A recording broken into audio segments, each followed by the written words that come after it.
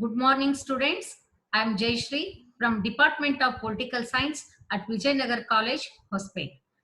Today, I am going to explain important topic of the modern governments, that is Switzerland Constitution. Let us study about introduction of the Swiss Constitution, historical background and salient features of the Constitution in detail. Swiss is a small country of European continent in terms of area and population. Swiss is a very beautiful country covered with beautiful valleys and mountains with rivers. Bern is its capital city, franc its currency.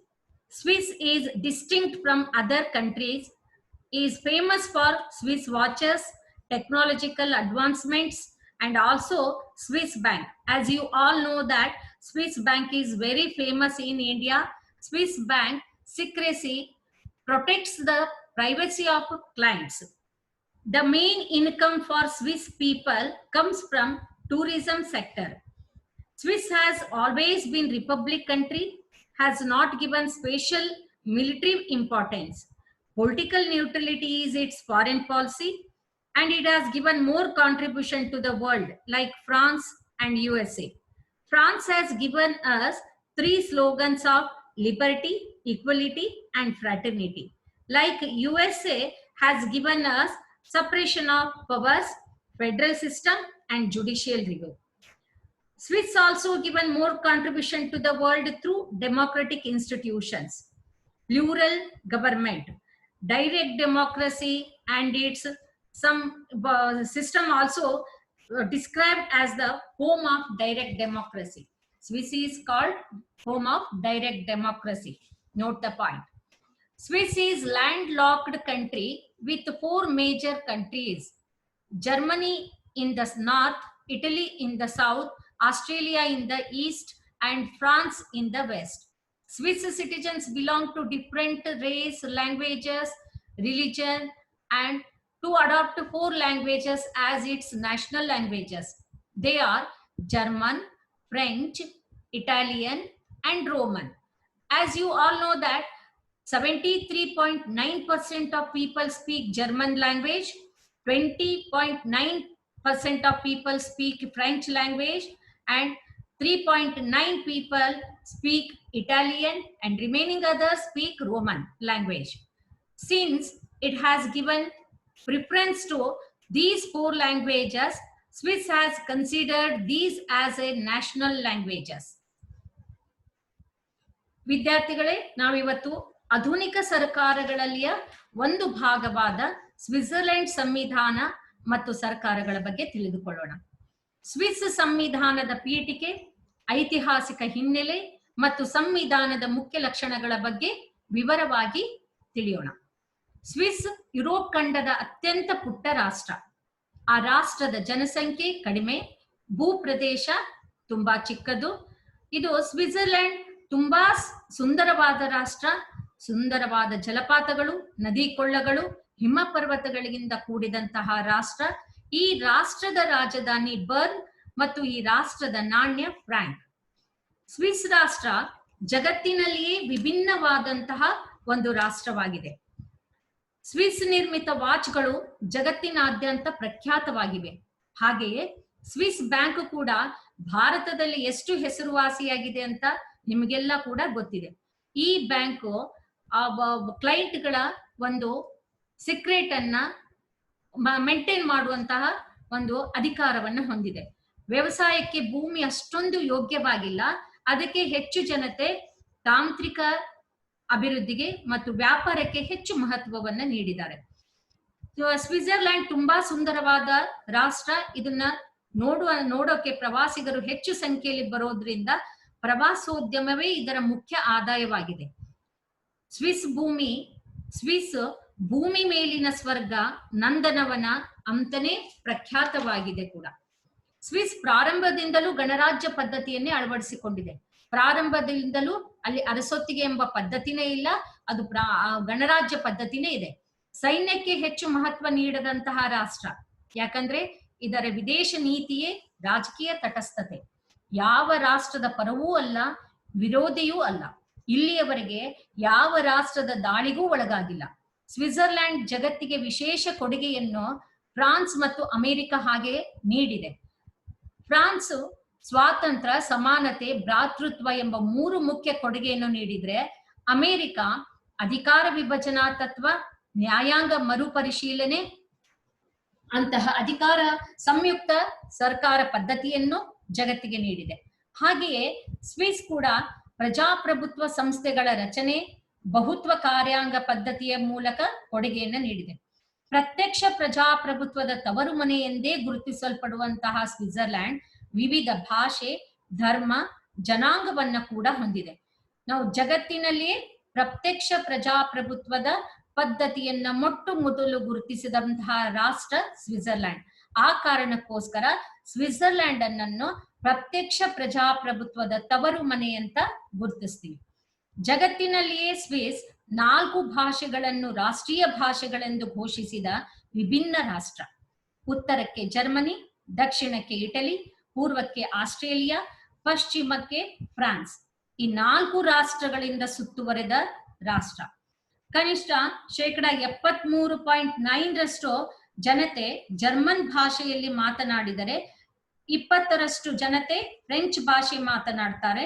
33.9% Italian ಭಾಷೆಯಲ್ಲಿ ಮಾತನಾಡಿದರೆ ಉಳಿದ ಜನತೆ Roman ಭಾಷೆಯಲ್ಲಿ ಮಾತನಾಡುವ ಜನತೆ ಹೀಗಿದ್ದಾರೆ.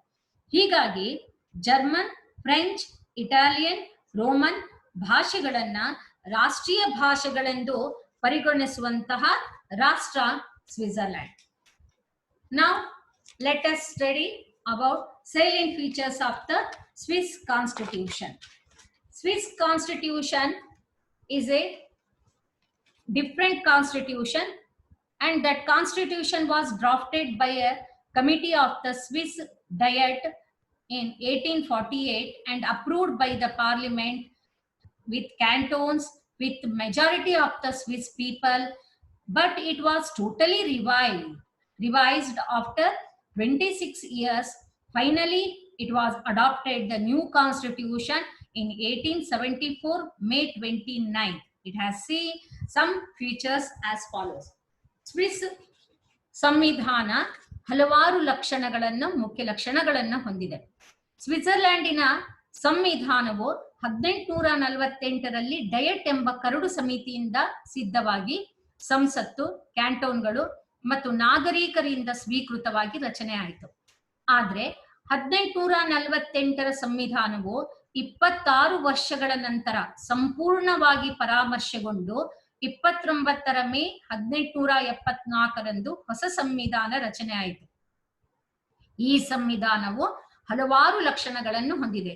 ಈ ಲಕ್ಷಣಗಳನ್ನು 1874ರ ಸಂವಿಧಾನದ ಲಕ್ಷಣಗಳು ಎಂದು ಪರಿಗಣಿಸಲಾಗುತ್ತೆ. So some features as follows: written, enacted and lengthy constitution, rigid constitution, republic system, direct democracy, plural executive, double citizenship, bicameral legislature, no bill of rights, absence of judicial review and federal government.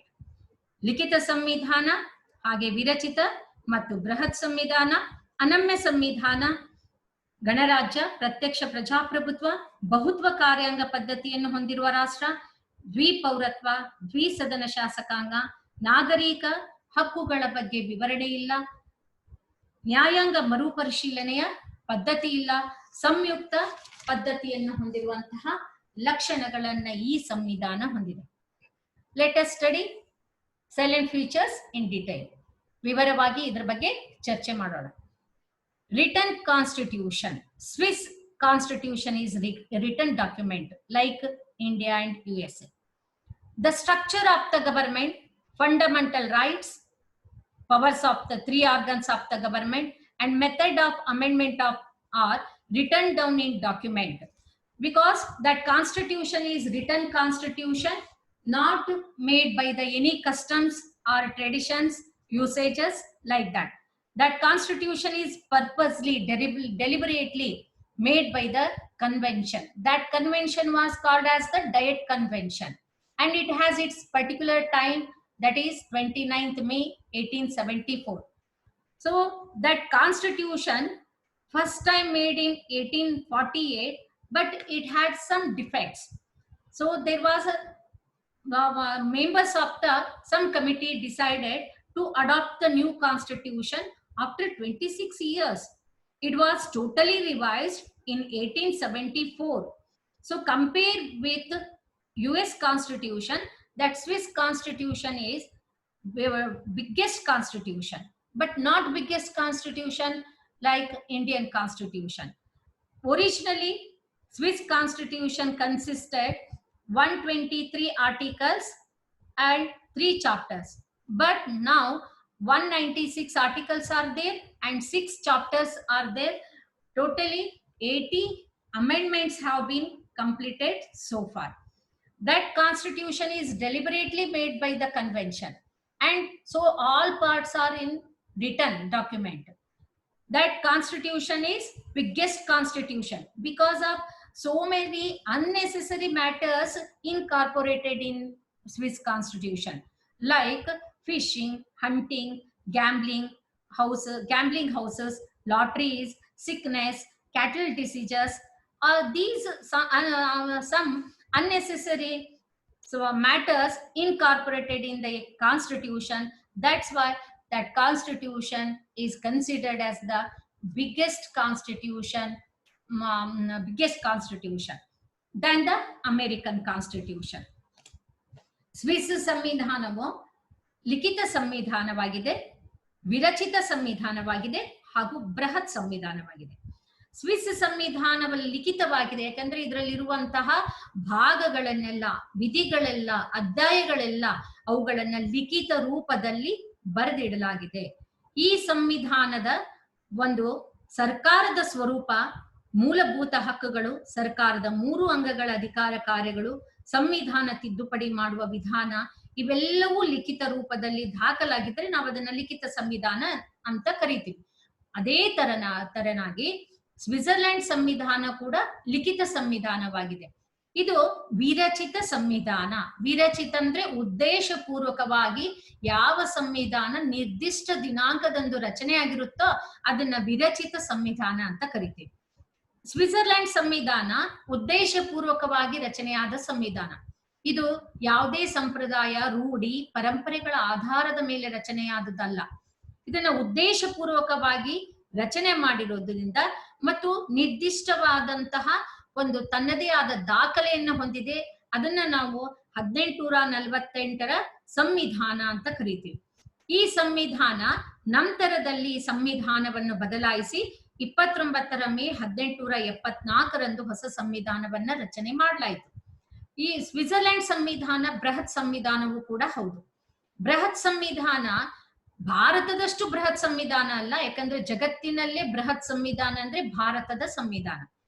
Switzerland ಸಂವಿಧಾನವನ್ನ America ಸಂವಿಧಾನಕ್ಕಿಂತ ಒಂದು ದೊಡ್ಡದಾದ ಸಂವಿಧಾನ ಅಂತ ಕರಿತೀವಿ. ಯಾಕಂದ್ರೆ ಜಗತ್ತಿನಲ್ಲಿಯೇ ಅತ್ಯಂತ ಚಿಕ್ಕದಾದ ಸಂವಿಧಾನ ಅಂದ್ರೆ ಅಮೆರಿಕ ಸಂವಿಧಾನ.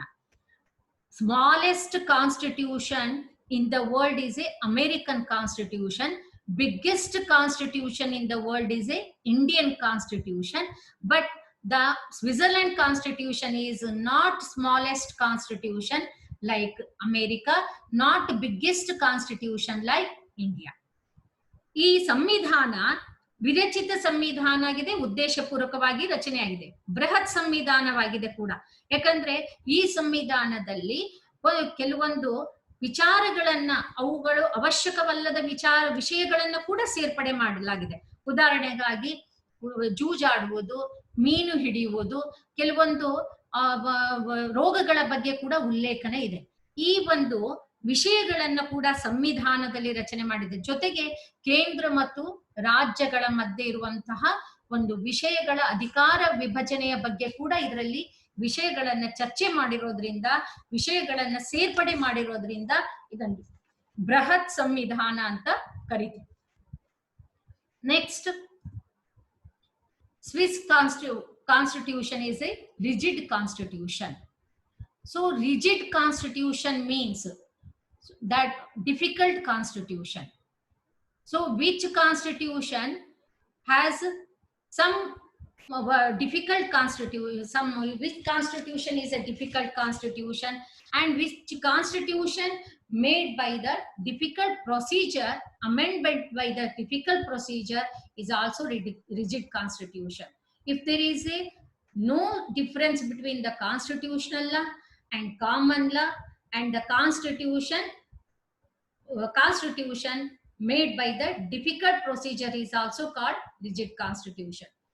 The Swiss constitution is rigid constitution in character because that constitution has some defect, different type of the method. For example, if the any one part is defect part is there, that defect part must be corrected by the some procedure. So it must be approved by the Federal Assembly by 2/3 majority of the both houses of the Federal Assembly, and sends to the cantons. 25 cantons are there, and 25 cantons, minimum 50% of cantons have to approve it, and majority of the voters also approve it. So then only that process will be completed. So it is so difficult compared to the England constitution. It is a too difficult constitution, that is rigid constitution. ಒಂದು ರಾಷ್ಟ್ರದ ಸಂವಿಧಾನ ಅನಮ್ಯ ಸಂವಿಧಾನ ಆಗಿರ್ಬೋದು ಅಥವಾ ನಮ್ಯ ಸಂವಿಧಾನ ಆಗಿರ್ಬೋದು. ಅನಮ್ಯ ಸಂವಿಧಾನ ಅಂದ್ರೆ ಒಂದು ರಾಷ್ಟ್ರದ ಸಂವಿಧಾನವನ್ನ ತಿದ್ದುಪಡಿ ಮಾಡುವ ವಿಧಾನ ತುಂಬಾ ಕಠಿಣವಾಗಿದ್ರೆ ಆ ಸಂವಿಧಾನದ ಕಾಯ್ದೆಗಳಲ್ಲಿ, ಸಾಮಾನ್ಯ ಕಾಯ್ದೆಗಳಲ್ಲಿ ವ್ಯತ್ಯಾಸವಿದ್ರೆ ಅದನ್ನ ಅನಮ್ಯ ಸಂವಿಧಾನ ಅಂತ ಕರಿತೀವಿ. ಅನಮ್ಯ ಸಂವಿಧಾನ ಸ್ವಿಟ್ಜರ್ಲೆಂಡ್ ಸಂವಿಧಾನ. ಯಾಕಂದ್ರೆ ಅಲ್ಲಿ ಸಂವಿಧಾನದ ಯಾವ್ದಾದ್ರೂ ಭಾಗಗಳನ್ನ ತಿದ್ದುಪಡಿ ಮಾಡ್ಬೋದು ಅಥವಾ ಸಂಪೂರ್ಣವಾಗಿ ಸಂವಿಧಾನವನ್ನ ಕೂಡ ಬದಲಾಯಿಸಬಹುದು. ಆ ಅಧಿಕಾರವನ್ನ ಕೇವಲ ಸಂಸತ್ತಿಗೆ ಮಾತ್ರ ಕೊಟ್ಟಿಲ್ಲ, ಅಲ್ಲಿಯ ರಾಜ್ಯಗಳಿಗೆ ಕೊಟ್ಟಿಲ್ಲ, ಜೊತೆಗೆ ನಾಗರಿಕರಿಗೆ ಕೂಡ ಕೊಟ್ಟಿದ್ದಾರೆ. ಅದಕ್ಕೆ ಸ್ವಿಟ್ಜರ್ಲ್ಯಾಂಡಿನ ಸಂವಿಧಾನದ ಪದ್ಧತಿ ಹೇಗಿದೆ ಅಂದ್ರೆ, ಸಂವಿಧಾನದಲ್ಲಿರುವ ದೋಷಪೂರಿತ ಭಾಗಗಳನ್ನ ಸರಿಪಡಿಸುವಂತಹ ಒಂದು ವಿಧಾನಕ್ಕೆ ನಾವು ತಿದ್ದುಪಡಿ ಅಂತ ಕರಿತೀವಿ. ಆ ತಿದ್ದುಪಡಿಯನ್ನ ಜಾರಿಗೆ ತರಬೇಕಾದ್ರೆ ಕೇಂದ್ರ ಶಾಸಕಾಂಗದ ಎರಡೂ ಸದನಗಳ ಒಟ್ಟು ಸದಸ್ಯರ 2/3 ಸದಸ್ಯರ ಬೆಂಬಲವನ್ನ ಪಡಿಬೇಕು. ನಂತರ ಅರ್ಧಕ್ಕಿಂತ ಹೆಚ್ಚು ಕ್ಯಾಂಟೋನ್ಗಳ ಒಪ್ಪಿಗೆಯನ್ನ ಪಡಿಬೇಕು. ಅಸಂಖ್ಯಾತ ನಾಗರಿಕರ ಒಪ್ಪಿಗೆಯನ್ನ ಪಡಿಬೇಕು. ಆಗ ಮಾತ್ರ ಸಂವಿಧಾನದ ತಿದ್ದುಪಡಿಯನ್ನ ಮಾಡಬಹುದು. ಹಾಗಾಗಿ ಸ್ವಿಟ್ಜರ್ಲ್ಯಾಂಡ್ ಸಂವಿಧಾನವನ್ನ ನಾವು ಅನಮ್ಯ ಸಂವಿಧಾನ ಅಂತ ಕರಿತೀವಿ. Next, Switzerland is a republic country. So because Switzerland always been republic, so Swiss constitution adopted the republic. The word republic says that the head of the country must be elected by the people directly or indirectly, but not by the hereditary system. Yes, Switzerland has a president and other members, because the federal council 7 members are there.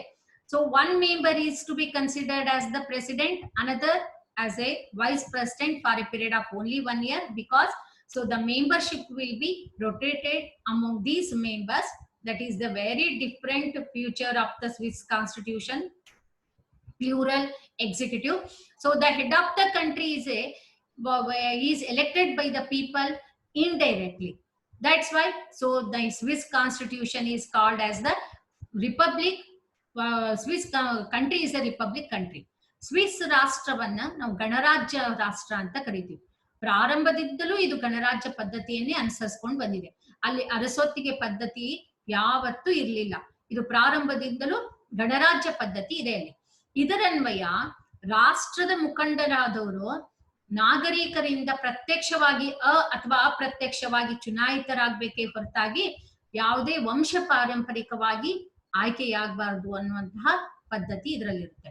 Switzerland ನಲ್ಲಿ ರಾಷ್ಟ್ರದ ಮುಖ್ಯಸ್ಥನನ್ನ ಅಧ್ಯಕ್ಷ ಅಂತ ಕರೀತಾರೆ. ಅಧ್ಯಕ್ಷ ಕೇಂದ್ರ ಕಾರ್ಯಾಂಗದ 7 ಜನ ಮುಖ್ಯಸ್ಥರಲ್ಲಿ ಒಬ್ಬರಾಗಿರ್ತಾರೆ. ಈ ಒಬ್ಬರು ಅಧ್ಯಕ್ಷರು ಮತ್ತು ಉಪಾಧ್ಯಕ್ಷರು. ಇವರು 1 ವರ್ಷದ ಅವಧಿಗಾಗಿ ಮಾತ್ರ ಅಧಿಕಾರವನ್ನ ಹೊಂದಿರ್ತಾರೆ. ಇಲ್ಲಿ ಎಷ್ಟು ಒಂದು ವಿಭಿನ್ನವಾದ ಪದ್ಧತಿ ಸ್ವಿಟ್ಜರ್ಲೆಂಡ್ ನಲ್ಲಿ ಇದೆ ಅಂತಂದ್ರೆ, ಆ ರಾಷ್ಟ್ರ ಪ್ರಾರಂಭದಿಂದಲೂ ಗಣರಾಜ್ಯ ರಾಷ್ಟ್ರ, ಜೊತೆಗೆ ರಾಷ್ಟ್ರದ ಮುಖಂಡನನ್ನ ಆಯ್ಕೆ ಮಾಡ್ಬೇಕಾದ್ರೂ ಕೂಡ ಅವರು ತುಂಬಾ ವಿಭಿನ್ನವಾದ ಪದ್ಧತಿಯನ್ನ ಅನುಸರಿಸ್ಕೊಂಡೇ ಬಂದಿದ್ದಾರೆ. ಅದನ್ನ ಮತ್ತೆ ಮುಂದೆ ನಾವು ಡಿಟೇಲ್ ಆಗಿ ಅದ್ರ ಬಗ್ಗೆ ನಾವು ಸ್ಟಡಿ ಮಾಡಿದಾಗ ನಾವು ಗಮನಿಸೋಣಂತೆ. Next, direct democracy. So Switzerland is called as the home of direct democracy.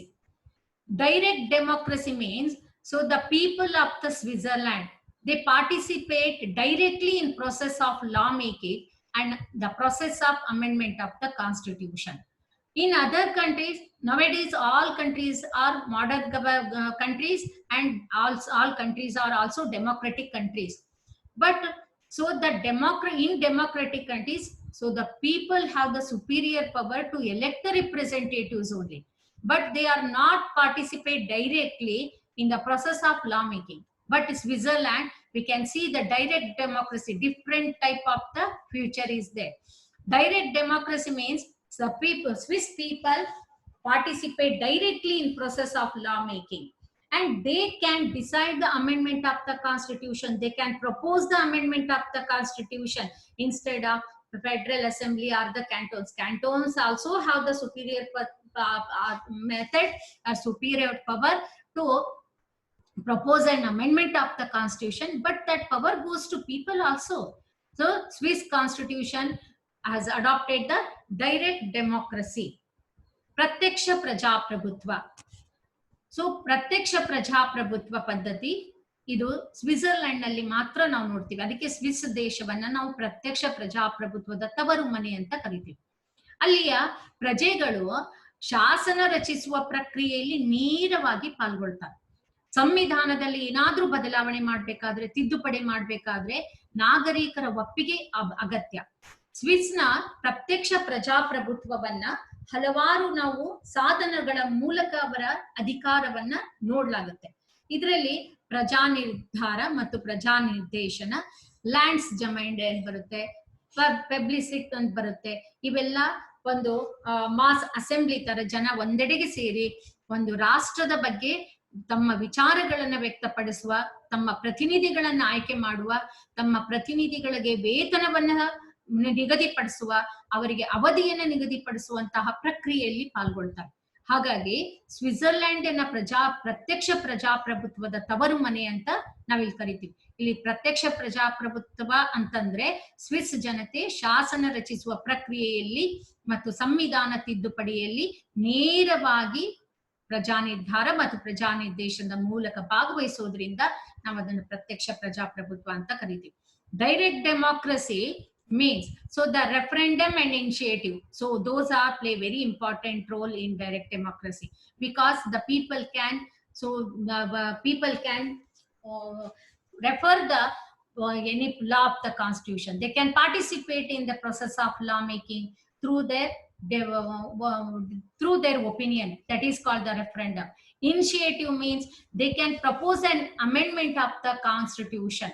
That's why that is called direct democracy. Next, plural executive.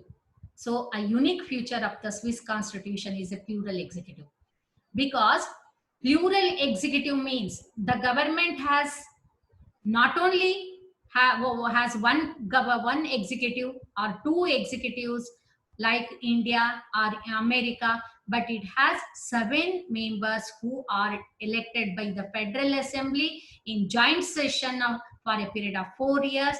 And all these 7 members have co-equal status and powers, because one member is to be considered as the president, another member to be appointed as a vice president only for a period of 1 year. After the 1 year, the membership will be rotated among these members. So the plural executive, so is a peculiar and very unique feature in the Switzerland constitution. ಬಹುತ್ವ ಕಾರ್ಯಾಂಗ ಪದ್ಧತಿ ಅಂತ ನೋಡ್ತೀವಿ. ಸ್ವಿಸ್ನ ಅತ್ಯಂತ ವಿಶಿಷ್ಟವಾದಂತಹ ಲಕ್ಷಣಗಳಲ್ಲಿ ಇದು ಒಂದು. ಬಹುತ್ವ ಕಾರ್ಯಾಂಗ ಅಂದ್ರೆ ಕಾರ್ಯಾಂಗದಲ್ಲಿ ಸಾಮಾನ್ಯವಾಗಿ ಒಬ್ಬ ಮುಖ್ಯಸ್ಥನಿರ್ಬೋದು ಅಥವಾ ಕಾರ್ಯಾಂಗಕ್ಕೆ ಇಬ್ರು ಮುಖ್ಯಸ್ಥರಿರ್ಬೋದು. So for example, in America the executive has only one executive. He is called president. President is whole and soul of the country. But in England and India, the government has two executives. One is a nominal, another is a real. Nominal as president, real as prime minister. But in Switzerland, so government consists of 7 members and all are having co-equal status and powers. ಇಲ್ಲಿ ಹೇಗಿದೆ ಪದ್ಧತಿ ಅಲ್ಲಿಯ ಸರ್ಕಾರದಲ್ಲಿ ಅಂದ್ರೆ, ಸರ್ಕಾರದಲ್ಲಿ ಒಬ್ಬರೇ ಮುಖ್ಯಸ್ಥನಿದ್ದು ಇಡೀ ಸರ್ಕಾರದ ಅಧಿಕಾರಗಳನ್ನ ಅವರೇ ವಹಿಸ್ಕೊಂಡು ಸರ್ಕಾರಕ್ಕೂ ರಾಷ್ಟ್ರಕ್ಕೂ ಮುಖ್ಯಸ್ಥರಾದ್ರೆ ಅದನ್ನ ಅಧ್ಯಕ್ಷೀಯ ಪದ್ಧತಿ ಅಂತೀವಿ. ಅದನ್ನ ನಾವು ಅಮೆರಿಕದಲ್ಲಿ ಕಾಣ್ತೀವಿ. ಭಾರತದಲ್ಲಿ ಮತ್ತು ಇಂಗ್ಲೆಂಡ್ ನಲ್ಲಿ ಹೇಗಿದೆ ಅಂದ್ರೆ, ಸರ್ಕಾರದಲ್ಲಿ ಇಬ್ರು ಮುಖ್ಯಸ್ಥರು ಇರ್ತಾರೆ. ಒಬ್ರು ನಾಮ ಮಾತ್ರ ಮುಖ್ಯಸ್ಥರು, ಅವ್ರನ್ನ ನಮ್ಮಲ್ಲಿ ರಾಷ್ಟ್ರಪತಿ ಅಂತ ಕರೆದ್ರೆ ಇಂಗ್ಲೆಂಡ್ ನಲ್ಲಿ ರಾಣಿ ಅಂತ ಕರಿತೀವಿ. ಇನ್ನೊಬ್ರು ನೈಜವಾದ ಮುಖ್ಯಸ್ಥರು ನಮ್ಮ ಭಾರತದಲ್ಲಿ ಪ್ರಧಾನಮಂತ್ರಿ ಅಂತ ಕರಿತೀವಿ, ಇಂಗ್ಲೆಂಡ್ ನಲ್ಲಿ ಕೂಡ ಪ್ರಧಾನಮಂತ್ರಿ ಅಂತ ಕರಿತೀವಿ. ಆದ್ರೆ ಸ್ವಿಟ್ಜರ್ಲೆಂಡ್ ನಲ್ಲಿ ಕಾರ್ಯಾಂಗದಲ್ಲಿ ಒಬ್ಬರಾಗ್ಲಿ ಇಬ್ಬರಾಗ್ಲಿ ಮುಖ್ಯಸ್ಥರು ಇಲ್ಲ. ಇಲ್ಲಿ 7 ಜನ ಮುಖ್ಯಸ್ಥರು ಇದ್ದಾರೆ. 7 ಜನಕ್ಕೂ ಸಮಾನವಾದ ಸ್ಥಾನಮಾನಗಳು, ಸಮಾನವಾದ ಅಧಿಕಾರ ಕಾರ್ಯಗಳನ್ನು ನೀಡಲಾಗಿದೆ. 1 ವರ್ಷದ ಅವಧಿಗಾಗಿ 7 ಸದಸ್ಯರಲ್ಲಿ ಒಬ್ಬರನ್ನ ಅಧ್ಯಕ್ಷ, ಇನ್ನೊಬ್ಬರನ್ನು ಉಪಾಧ್ಯಕ್ಷನನ್ನಾಗಿ ಆಯ್ಕೆ ಮಾಡಲಾಗುತ್ತೆ. 1 ವರ್ಷದ ನಂತರ ಮತ್ತೆ ಇನ್ನಿಬ್ಬರಿಗೆ ಅಲ್ಲಿ ಚಾನ್ಸ್ ಅನ್ನ ಕೊಡಲಾಗುತ್ತೆ. ಅವರು ಒಬ್ಬರ ಅಧ್ಯಕ್ಷ, ಇನ್ನೊಬ್ರು ಉಪಾಧ್ಯಕ್ಷರಾಗಿ ಅಲ್ಲಿ ತಮ್ಮ ಅಧಿಕಾರವನ್ನ ವಹಿಸಿಕೊಳ್ಬೇಕಾಗುತ್ತೆ. ಈ 7 ಜನರು ಕೇಂದ್ರ ಶಾಸಕಾಂಗದಿಂದ 4 ವರ್ಷದ ಅವಧಿಗಾಗಿ ಚುನಾಯಿತರಾಗ್ತಾರೆ. ಇದನ್ನ ನಾವು ಬಹುತ್ವ ಕಾರ್ಯಾಂಗ ಪದ್ಧತಿ ಅಂತ ಇಲ್ಲಿ ನಾವು ಸ್ಟಡಿ ಮಾಡ್ತಿದೀವಿ. Next, dual citizenship. Dual means double citizenship. If the country has one citizenship, country has introduced one citizenship, so that the citizen has the superior power to move from one state to another state, because the country has given only one citizenship for whole of the country. There is no special citizenship for the states. But in Switzerland, so the Swiss government given dual citizenships to the citizen, one for the nation, another for the cantons. Cantons means states. So the people are having 2 types of citizenships, one for the nation, another for the state. Every Swiss citizen of a canton shall be a citizen of the national citizenship. Means if any one citizen got the citizenship of the cantonal citizenship, then only he is eligible to get the national citizenship. So that's why they are receiving 2 types of the citizenships and 2 types of the facilities from the central government as well as the cantonal governments. That is dual citizenship. ದ್ವಿಪೌರತ್ವ ಪದ್ಧತಿ Switzerland ನಲ್ಲಿ ಇದೆ. ದ್ವಿಪೌರತ್ವ, ಒಂದು ರಾಷ್ಟ್ರದ ನಾಗರಿಕ 2 ರೀತಿಯ ಪೌರತ್ವ ಅಥವಾ ನಾಗರಿಕತ್ವವನ್ನ ಹೊಂದಿರುವಂತಹ ಪದ್ಧತಿ. ಒಂದು ರಾಷ್ಟ್ರದ ನಾಗರಿಕತ್ವ, ಇನ್ನೊಂದು ರಾಜ್ಯದ ನಾಗರಿಕತ್ವ. ರಾಷ್ಟ್ರದ ಪೌರತ್ವ ಅಂದ್ರೆ ರಾಷ್ಟ್ರದ ಪೌರತ್ವವನ್ನ ಪಡೆದವರು ರಾಷ್ಟ್ರದ ಯಾವುದೇ ಭಾಗದಲ್ಲಿ ತಮ್ಮ ಅಧಿಕಾರಗಳನ್ನ ಹೊಂದಬಹುದು, ಅಥವಾ ಆ ಒಂದು ಭಾಗದಿಂದ ಇನ್ನೊಂದು ಭಾಗಕ್ಕೆ ಒಂದು ಸಂಚಾರವನ್ನ ಮಾಡಬಹುದು. ಏಕ ಪೌರತ್ವ ಇದ್ರೆ, ನಮ್ಮ ಭಾರತದಲ್ಲಿ ಏಕ ಪೌರತ್ವ ಪದ್ಧತಿ ಇದೆ. ಯಾವುದೇ ರಾಜ್ಯಕ್ಕೂ ಆದ್ರೂ ಹೋಗಿ ನೆಲೆಸಬಹುದು, ಯಾವುದೇ ರಾಜ್ಯದಲ್ಲಿ ನಾವು ಅಭ್ಯಾಸವನ್ನ ಮಾಡಬಹುದು, ಒಂದು ರಾಜ್ಯದಿಂದ ಇನ್ನೊಂದು ರಾಜ್ಯಕ್ಕೆ ಸಂಚರಿಸಬಹುದು. ಆದ್ರೆ ಸ್ವಿಟ್ಜರ್ಲೆಂಡ್ ನಲ್ಲಿ ನಾಗರಿಕರಿಗೆ 2 ಪೌರತ್ವವನ್ನ ನೀಡಲಾಗಿದೆ. ಒಂದು ರಾಷ್ಟ್ರದ ಪೌರತ್ವ, ಒಂದು ರಾಜ್ಯವನ್ನ ಅಲ್ಲಿ ಕ್ಯಾಂಟೋನ್ ಅಂತ ಕರೆಯೋದ್ರಿಂದ ಕ್ಯಾಂಟೋನ್ ಪೌರತ್ವ ಅಂತ ಹೇಳ್ತೀವಿ. ರಾಷ್ಟ್ರದ ಪೌರತ್ವವನ್ನ ಪಡಿಬೇಕಾದ್ರೆ ಯಾರು ರಾಜ್ಯದ ಪೌರತ್ವವನ್ನ ಪಡೆದಿರ್ತಾರೋ ಅಂಥ ಪ್ರಜೆಗೆ ಮಾತ್ರ ರಾಷ್ಟ್ರೀಯ ಪೌರತ್ವವನ್ನ ಪಡೆಯೋಕೆ ಅರ್ಹತೆ ಇರುತ್ತೆ. ಹಾಗಾಗಿ ಸ್ವಿಸ್ನ ನಾಗರಿಕರು ಕೇಂದ್ರ ಮತ್ತು ರಾಜ್ಯದ ಸಕಲ ಸವಲತ್ತುಗಳನ್ನ ಸಮಾನವಾಗಿ ಪಡಿತಾರೆ. ಹಾಗಾಗಿ ದ್ವಿಪೌರತ್ವ ಪದ್ಧತಿಯನ್ನ ನಾವಲ್ಲಿ ನೋಡ್ತೀವಿ, 2 ಪೌರತ್ವಗಳ ಪದ್ಧತಿ. Next, bicameral legislature.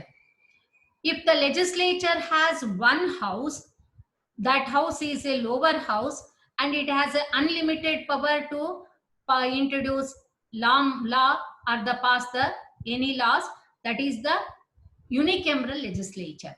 If the legislature consists of 2 houses, one is a lower house, another is a upper house, that is called bicameral legislature. Which house is a lower house? That house represents the nation directly.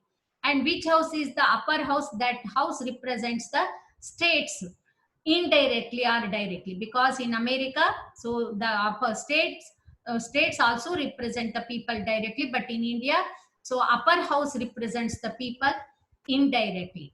So Swiss constitution provides bicameral legislature. So bicameral, Swiss Federal Assembly. Federal Assembly means in India we call parliament, but there is a Federal Assembly. It consists of two houses. Lower house is called National Council. That National Council represents the nation directly, and upper house is called Council of States. Council of States represents the people of cantons. That there are two houses are there, but two houses are equivalent houses in Switzerland. Both have co-equal powers in Switzerland. Swiss ಸಂವಿಧಾನದಲ್ಲಿ ದ್ವಿಸದನ ಶಾಸಕಾಂಗ ಪದ್ಧತಿ ಇದೆ.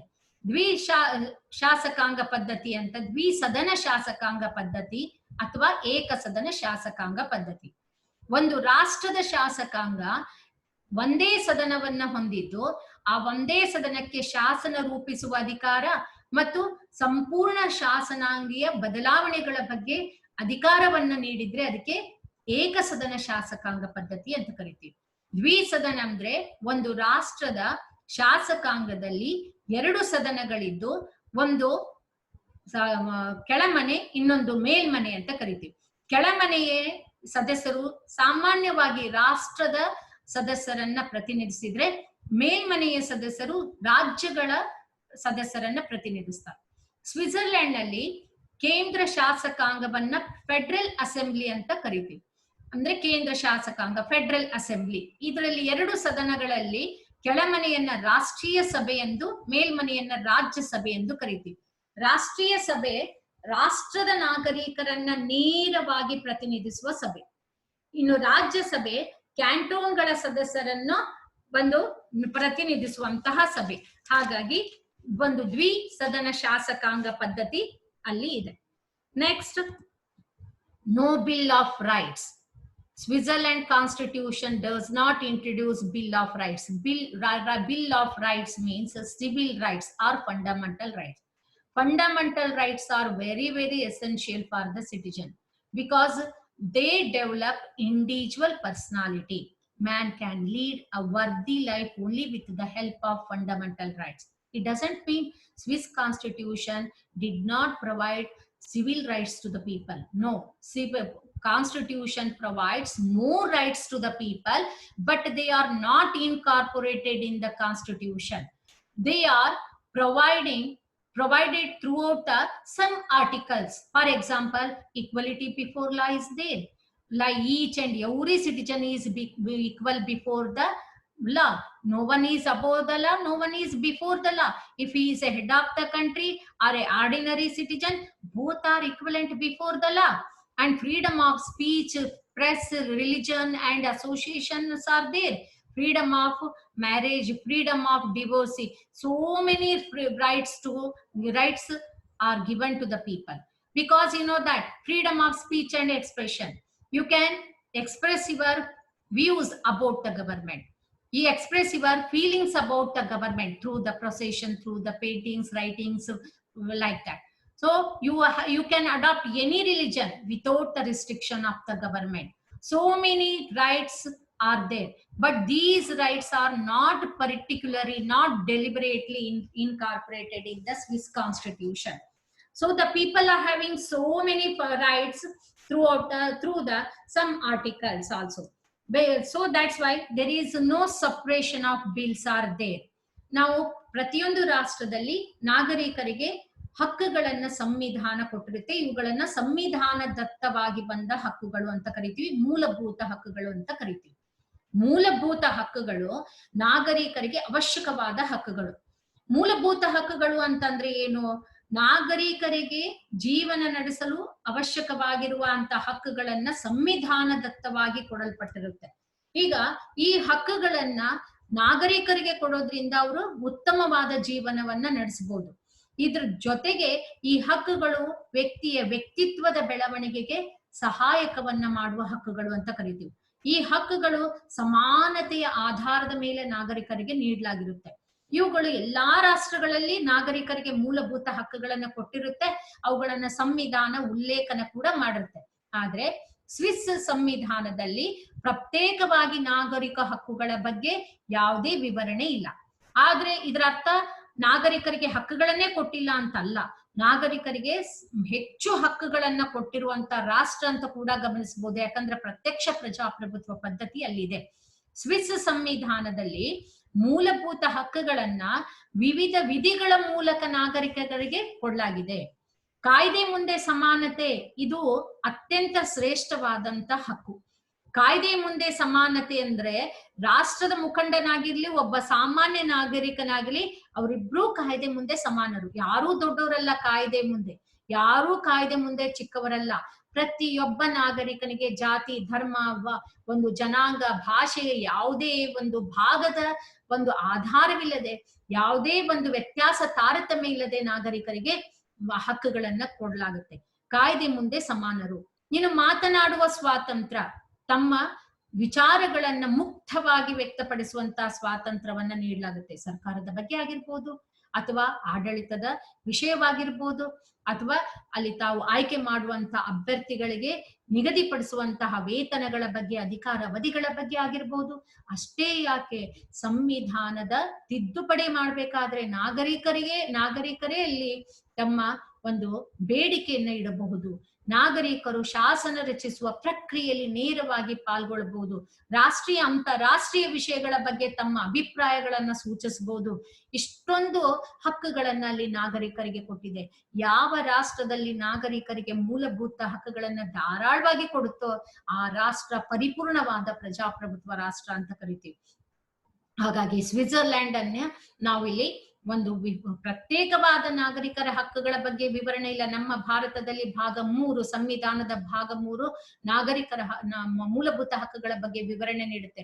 ಆದ್ರೆ ಅಲ್ಲಿ ಹಾಗಿಲ್ಲ. ಆದ್ರೆ ಅದರ ಒಂದು ವಿವಿಧ ವಿಧಿಗಳ ಮೂಲಕ ಈ ಹಕ್ಕುಗಳನ್ನ ನೀಡಿರೋದ್ರಿಂದ ಇಲ್ಲಿ ನಾಗರಿಕರು ತಮ್ಮದೇ ಆದ ಮೂಲಭೂತ ಹಕ್ಕುಗಳನ್ನ ವಿಧಿಗಳ ಮೂಲಕ ಪ್ರತ್ಯೇಕವಾಗಿ ಪಡೆದಿದ್ದಾರೆ. ಜೊತೆಗೆ ವಿಶಿಷ್ಟವಾದಂತಹ ಹಕ್ಕುಗಳನ್ನ ಪಡೆದಿದ್ದಾರೆ ಅಂತ ಹೇಳ್ಬೋದು. Indian constitution provides all fundamental rights through the Article 3, part of the 3. But so because they have so many fundamental rights, they are incorporated in the Indian Constitution. But in Switzerland, there is no Bill of Rights. They are not incorporated in the Swiss Constitution. But so they have so many rights. For example, so they can participate in the process of lawmaking. They can propose an amendment of the Constitution freely, without restriction of the government, without restriction of the any authority. They can propose an amendment of the Constitution. They can approve or reject the process of lawmaking, reject the bills, reject the laws also. So reject the bill also. So that is the Bill of Rights. Next, absence of judicial review. The word judicial review first time introduced in America. American Constitution introduced the word judicial review, which means it is a power of the court to decide decide the contrary laws, means declare contrary laws as unconstitutional laws. So legislature has the superior authority to formulate laws. Suppose these laws are against the law of the Constitution, what will happen? What will be happen? Because so they are considered as unconstitutional laws, invalid. They are invalid laws. So that power goes to the court, that is called judicial review. But in Switzerland, there is absence of judicial review. So judicial powers are centralized in the Supreme Court in Switzerland. But that court has the no power to declare contrary laws of the Federal Assembly. But it has the superior power to decide the contrary laws of the cantonal legislature only. So that's why judicial review power not declared to the, not providing to the providing to the federal legislature. ನ್ಯಾಯಾಂಗ ಮರುಶೀಲನೆ ಪದ್ಧತಿ ಅಂತ ಕರಿತೀವಿ. ಮೊಟ್ಟ ಮೊದಲು ಇದನ್ನ America ಸಂವಿಧಾನವು ಇದನ್ನ ಪರಿಚಯಿಸಿತು. ನ್ಯಾಯಾಂಗ ಮರುಪರಿಶೀಲನೆ ಅಂದ್ರೆ ಶಾಸಕಾಂಗ ರೂಪಿಸಿದಂತಹ ಅಸಂಸದೀಯ ಶಾಸನಗಳನ್ನ ತಡೆ ಹಿಡಿದು ಪರಾಮರ್ಶಿಸಿ ಇವು ಸಂವಿಧಾನ ಬಾಹಿರ ಶಾಸನಗಳೆಂದು ನಿರ್ಧರಿಸುವ ನ್ಯಾಯಾಂಗದ ಅಧಿಕಾರವನ್ನ ನಾವು ನ್ಯಾಯಾಂಗ ಮರುಪರಿಶೀಲನೆ ಅಂತ ಕರಿತೀವಿ. ಯಾವ ರಾಷ್ಟ್ರದಲ್ಲಿ ಸಂವಿಧಾನ, ಲಿಖಿತ ಸಂವಿಧಾನ ಇರುತ್ತೋ ಅಲ್ಲಿ ಎಲ್ಲಾ ಸರ್ಕಾರದ 3 ಅಂಗಗಳು, ನಾಗರಿಕರು ಆ ಸಂವಿಧಾನದ ಕಾಯ್ದೆಗನುಸಾರವಾಗಿಯೇ ಕೆಲಸ ಕಾರ್ಯಗಳನ್ನು ನಿರ್ವಹಿಸಬೇಕು. ಇಲ್ಲಿ ಯಾವುದೇ ಒಂದು ರಾಷ್ಟ್ರದಲ್ಲಿ ಶಾಸಕಾಂಗ ಪಾಸು ಮಾಡಿದಂತಹ ಶಾಸನಗಳು ಸಂವಿಧಾನಕ್ಕೆ ವಿರುದ್ಧವಾದ ಶಾಸನಗಳಾದ್ರೆ ಅದನ್ನು ನ್ಯಾಯಾಂಗ ಅಂದ್ರೆ ಕೋರ್ಟ್ಗಳು ಮೊದಲು ಅದನ್ನ ತಡೆ ಹಿಡಿದು ಪರಾಮರ್ಶೆ ಮಾಡ್ತಾವ್. ಪರಾಮರ್ಶೆ ಮರು ವಿಮರ್ಶೆಯನ್ನ ಮಾಡ್ತಾವ್. ಅದನ್ನ ಸರಿಯಾಗಿ ಅದನ್ನ ವಿವರವಾಗಿ ಅವುಗಳ ಬಗ್ಗೆ ಅಭ್ಯಸಿಸ್ತಾವ್. ಆಮೇಲೆ ನಂತರ ಒಂದು ವೇಳೆ ಆ ಕಾಯ್ದೆ ಶಾಸನಗಳು ಸಂವಿಧಾನಕ್ಕೆ ವಿರುದ್ಧವಾಗಿದ್ರೆ ಇವುಗಳ ಅಸಂಸದೀಯ ಶಾಸನಗಳಂತ ಅಂದ್ರೆ ಸಂವಿಧಾನ ಬಾಹಿರ ಶಾಸನಗಳಂತ ನಿರ್ಧರಿಸ್ತಾವ. ಹಾಗೇನಾದ್ರೂ ನ್ಯಾಯಾಂಗ ಸಂವಿಧಾನ ಬಾಹಿರ ಶಾಸನಗಳೆಂದು ನಿರ್ಧರಿಸಿದ್ರೆ ಅಂತಹ ಶಾಸನಗಳನ್ನ ಸರ್ಕಾರ ಅವುಗಳನ್ನ ರದ್ದುಗೊಳಿಸ್ಬೇಕು, ಶಾಸಕಾಂಗ ರದ್ದುಗೊಳಿಸ್ಬೇಕು, ಸರ್ಕಾರ ಅಂತಹ ನಿರ್ಧಾರಗಳನ್ನು ಹಿಂತೆಗೆದುಕೋಬೇಕು. ಇದು ಒಂದು ಪದ್ಧತಿ. ಸ್ವಿಟ್ಜರ್ಲೆಂಡ್ ನಲ್ಲಿ ಎಷ್ಟೊಂದು ಎಲ್ಲಾ ಸರ್ಕಾರದ 3 ಅಂಗಗಳು ಅಲ್ಲಿ ಪ್ರಜಾಪ್ರಭುತ್ವದ ಅಂಗಗಳೇ. ನ್ಯಾಯಾಂಗ ಮಹತ್ವದ ಅಂಗ ಅಲ್ಲಿ ಅಲ್ಲ. ಯಾಕಂದ್ರೆ ನ್ಯಾಯಾಂಗ ಯಾವ ಅಧಿಕಾರವನ್ನ ಹೊಂದಿರುತ್ತೋ ಅದರ ಮುಖ್ಯವಾದ ಅಧಿಕಾರಗಳನ್ನೆಲ್ಲ ನಾಗರಿಕರಿಗೆ ಇಲ್ಲಿ ಕೊಟ್ಬಿಟ್ಟಿದ್ದಾರೆ. ಇಲ್ಲಿ ನ್ಯಾಯಾಂಗ ಪರಿಶೀಲನೆ ಮಾಡುವ ಅಧಿಕಾರ ಸಂವಿಧಾನ ಅಲ್ಲಿಯ ಫೆಡರಲ್ ಶಾಸಕಾಂಗ ಅಂತ ಕರಿತೀವಿ, ಫೆಡರಲ್ ಅಸೆಂಬ್ಲಿ. ಅದು ಪಾಸು ಮಾಡಿದಂತಹ ಒಂದು ಅಸಂಸದೀಯ ಶಾಸನಗಳನ್ನ, ಸಂವಿಧಾನ ಬಾಹಿರ ಶಾಸನಗಳನ್ನ ನಿರ್ಧರಿಸುವ ಅಧಿಕಾರ ಅಲ್ಲಿ ನಾಗರಿಕರಿಗಿದೆ, ಹೊರತಾಗಿ ನ್ಯಾಯಾಂಗಕ್ಕಿಲ್ಲ. ಅದಕ್ಕೆ ಒಂದು ಶಾಸನ ಪಾಸ್ ಆಗ್ಬೇಕಾದ್ರೆ ಒಂದು ಮೊದಲು ವಿಧೇಯಕ, ಅದು ಶಾಸನ ಆಗ್ಬೇಕಾದ್ರೆ ವಿಧೇಯಕವನ್ನ ಮೊದಲು ಸದನದಲ್ಲಿ ಮಂಡಿಸಲಾಗುತ್ತೆ. ಕೆಳಮನೆ ಮೇಲ್ಮನೆಯಲ್ಲಿ ಎರಡೂ ಸದನ, ಕೇಂದ್ರ ಶಾಸಕಾಂಗದ ಎರಡೂ ಸದನಗಳಲ್ಲಿ 3/2 ಭಾಗದಷ್ಟು ಒಪ್ಪಿಗೆ ಆದ್ಮೇಲೆ ಕ್ಯಾಂಟೋನ್ಗಳಿಗೆ ಕಳಿಸ್ಕೊಡ್ಲಾಗುತ್ತೆ. 25 ಕ್ಯಾಂಟೋನ್ಗಳಲ್ಲಿ ಅರ್ಧದಷ್ಟು ಕ್ಯಾಂಟೋನ್ಗಳಾದ್ರೂ ಅದಕ್ಕೆ ಒಪ್ಪಿಗೆಯನ್ನು ಕೊಟ್ಟ ಮೇಲೆ ನಂತರ ಒಂದು ನಾಗರಿಕರ ಒಪ್ಪಿಗೆಗಾಗಿ ಕಳಿಸ್ಕೊಡ್ಲಾಗುತ್ತೆ. ನಾಗರಿಕರು, ಬಹುಸಂಖ್ಯಾತ ನಾಗರಿಕರು ಅದಕ್ಕೆ ತಮ್ಮ ಒಪ್ಪಿಗೆಯನ್ನ ತಿಳಿಸಿದ್ರೆ ಮಾತ್ರ ಆ ವಿಧೇಯಕ ಅಥವಾ ಮಸೂದೆ ಶಾಸನ ಆಗುತ್ತೆ. ಹಾಗೆ ಅಲ್ಲಿ ಸಂವಿಧಾನಕ್ಕೆ ವಿರುದ್ಧವಾದಂತಹ ಶಾಸನಗಳನ್ನ ಇವು ಸಂವಿಧಾನ ಬಾಹಿರಂತ ನಿರ್ಧರಿಸುವ ಅಧಿಕಾರ ನಾಗರಿಕರಿಗೆ ಕೊಟ್ಟಿದೆ.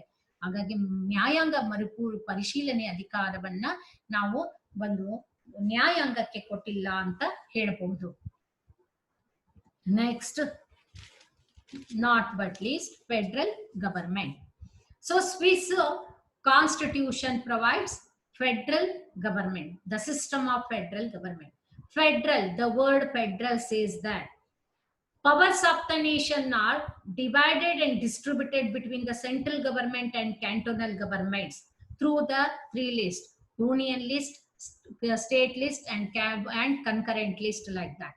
So each and every government is superior in Switzerland. Both governments are there. At the union government, central government, at the each and every state has its own constitution and own government.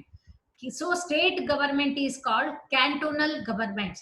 There are totally 25 governments are there. 22 full cantons and 6 half cantons are there. Each and every canton has its own constitution. So the powers are distributed between the central government and state governments. ರಾಷ್ಟ್ರದ ಸಮಗ್ರ ಅಧಿಕಾರಗಳನ್ನ ಕೇಂದ್ರ ಮತ್ತು ರಾಜ್ಯಗಳ ಮಧ್ಯೆ ವಿಭಜಿಸಿದ್ರೆ ಅದನ್ನ ನಾವು ಸಂಯುಕ್ತ ಸರ್ಕಾರ ಪದ್ಧತಿ ಅಂತ ಕರಿತೀವಿ. ಸಂಯುಕ್ತ 2 ಸರ್ಕಾರಗಳ ಜೋಡಣೆ. ಇದಕ್ಕೆ ವಿರುದ್ಧವಾದದ್ದು ಏಕಾತ್ಮಕ ಪದ್ಧತಿ. So the unitary system of the government is against the federal government. Unitary means there is only one government which has superior power, which has control over the each and every part of the nation. one government for the nation, that is unitary government. Federal government means two governments are there, powers are distributed between the central government and state governments, but in Switzerland we call cantonal governments. ಒಂದು ರಾಷ್ಟ್ರದ ಸಮಗ್ರ ಅಧಿಕಾರಗಳು ಒಂದೇ ಸರ್ಕಾರ, ಕೇಂದ್ರ ಸರ್ಕಾರದಲ್ಲಿ ಮಾತ್ರ ಅವುಗಳು ಸರ್ಕಾರದಲ್ಲಿದ್ರೆ ಒಂದು ಕೇಂದ್ರ ಸರ್ಕಾರವೇ ಅಧಿಕಾರಗಳನ್ನು ಹೊಂದಿದ್ರೆ ಅದಕ್ಕೆ ಏಕಾತ್ಮಕ ಸರ್ಕಾರ ಪದ್ಧತಿ ಅಂತ ಕರಿತೀವಿ. ಒಂದು ರಾಷ್ಟ್ರದ ಸಮಗ್ರ ಅಧಿಕಾರಗಳನ್ನ ಕೇಂದ್ರ ಮತ್ತು ರಾಜ್ಯಗಳ ಮಧ್ಯೆ, ಇಲ್ಲಿ ನಾವು ಕ್ಯಾಂಟೋನ್ ಅಂತ ಕರೆಯೋದ್ರಿಂದ ಕೇಂದ್ರ ಮತ್ತು ಕ್ಯಾಂಟೋನ್ಗಳ ಮಧ್ಯೆ ವಿಭಜಿಸಲ್ಪಟ್ರೆ ಅದನ್ನ ಸಂಯುಕ್ತ ಸರ್ಕಾರ ಪದ್ಧತಿ ಅಂತ ಕರಿತೀವಿ. ಸ್ವಿಟ್ಜರ್ಲ್ಯಾಂಡ್ ನಲ್ಲಿರುವಂತಹ ಅಧಿಕಾರಗಳು ಕೇಂದ್ರ ಮತ್ತು ಕ್ಯಾಂಟೋನ್ಗಳ ಮಧ್ಯೆ ವಿಭಜಿಸಲಾಗಿದೆ. ಕೇಂದ್ರಕ್ಕೂ ಮತ್ತು ಕ್ಯಾಂಟೋನ್ಗಳಿಗೂ ಸಮಾನ ಅಧಿಕಾರಗಳನ್ನ ಕೊಟ್ಟಿದೆ ಅನ್ನೋದಕ್ಕೆ ಉದಾಹರಣೆಯನ್ನ ನಾವು ಒಂದು ಅಲ್ಲಿ ನಾವು ಈಗಾಗ್ಲೇ ಅದನ್ನ ಗಮನಿಸಿದೀವಿ. ಯಾಕಂದ್ರೆ ಸ್ವಿಟ್ಜರ್ಲ್ಯಾಂಡ್ ನಲ್ಲಿ ಆ ರಾಷ್ಟ್ರದ ಸಮಗ್ರ ಅಧಿಕಾರಗಳನ್ನ ಎರಡೂ ಶಾಸಕಾಂಗಗಳು, ದ್ವಿಸದನ ಶಾಸಕಾಂಗ ಪದ್ಧತಿಯಲ್ಲಿ ನೋಡಿದೀವಿ. ಎರಡೂ ಸದನಗಳಿಗೆ ಸಮಾನ ಅಧಿಕಾರ ಇದೆ. ಏನೇ ನಿರ್ಧಾರಗಳನ್ನ ತೆಗೆದುಕೋಬೇಕಾದ್ರೆ ಜಂಟಿ ಅಧಿವೇಶನದಲ್ಲಿ ಎರಡೂ ಸದನಗಳ ಸದಸ್ಯರ ಸಮ್ಮುಖದಲ್ಲಿ ಜಂಟಿ ಅಧಿವೇಶನದಲ್ಲಿ ನಿರ್ಧಾರಗಳನ್ನ ತೆಗೆದುಕೊಳ್ಳಲಾಗುತ್ತೆ. ಹಾಗಾಗಿ ಸ್ವಿಸ್ ರಾಷ್ಟ್ರ ಕೇಂದ್ರ ಮತ್ತು ರಾಜ್ಯಗಳ ಮಧ್ಯೆ, ಕ್ಯಾಂಟೋನ್ಗಳ ಮಧ್ಯೆ ಅಧಿಕಾರಗಳನ್ನ ಕೇಂದ್ರ ಪಟ್ಟಿ, ರಾಜ್ಯ ಪಟ್ಟಿ, ಸಮವರ್ತಿ ಪಟ್ಟಿಯ ಮೂಲಕ ವಿಭಜಿಸಿದೆ. ಇಲ್ಲಿ 25 ಒಟ್ಟು 25 ಕ್ಯಾಂಟೋನ್ಗಳಲ್ಲಿ 22 ಪೂರ್ಣ ಕ್ಯಾಂಟೋನ್ಗಳು, 6 ಅರ್ಧ ಕ್ಯಾಂಟೋನ್ಗಳನ್ನು ಹೊಂದಿದೆ. ಪ್ರತಿಯೊಂದು ಕ್ಯಾಂಟೋನ್ಗೆ ತನ್ನದೇ ಸಂವಿಧಾನದೇ ಇದೆ, ತನ್ನದೇ ಆದಂತ ಪೌರತ್ವವನ್ನ ಕೂಡ ಕೊಡಲಾಗಿದೆ. ಹಾಗಾಗಿ ರಾಷ್ಟ್ರದ ಸಮಗ್ರ ಅಧಿಕಾರಗಳನ್ನು ಎರಡು ಸರ್ಕಾರಗಳ ಮಧ್ಯೆ ವಿಭಜಿಸಿದೆ. ಅದನ್ನ ನಾವು ಸಂಯುಕ್ತ ಸರ್ಕಾರ ಪದ್ಧತಿ, ಫೆಡರಲ್ ಗವರ್ಮೆಂಟ್ ಅಂತ ಕರಿತೀವಿ. ಹೀಗಾಗಿ ಸ್ವಿಟ್ಜರ್ಲ್ಯಾಂಡ್ ಒಂದು ರಾಷ್ಟ್ರ, ಸಂಪೂರ್ಣವಾಗಿ ವಿಭಿನ್ನವಾದ ರಾಷ್ಟ್ರ. ಆ ರಾಷ್ಟ್ರದಲ್ಲಿ ಎಲ್ಲಾ ಅಧಿಕಾರಗಳನ್ನ ನಾಗರಿಕರಿಗೆ ಒಂದು ಬಹುಮುಖ್ಯ ಅಧಿಕಾರವನ್ನ ಅಲ್ಲಿ ಕೊಡ್ಲಾಯಿತು. ಇಲ್ಲಿ ಸ್ವಿಸ್ ಒಂದು ರಾಷ್ಟ್ರ ಪ್ರತ್ಯಕ್ಷ ಪ್ರಜಾಪ್ರಭುತ್ವದ ತವರು ಮನೆ ಅಂತ ಕರಿತೀವಿ. ಕಮ್ ಟು ದ ಕನ್ಕ್ಲೂಷನ್, ಉಪಸಂಹಾರಕ್ಕೆ ಬರ್ತಾ ಇದ್ದೀವಿ.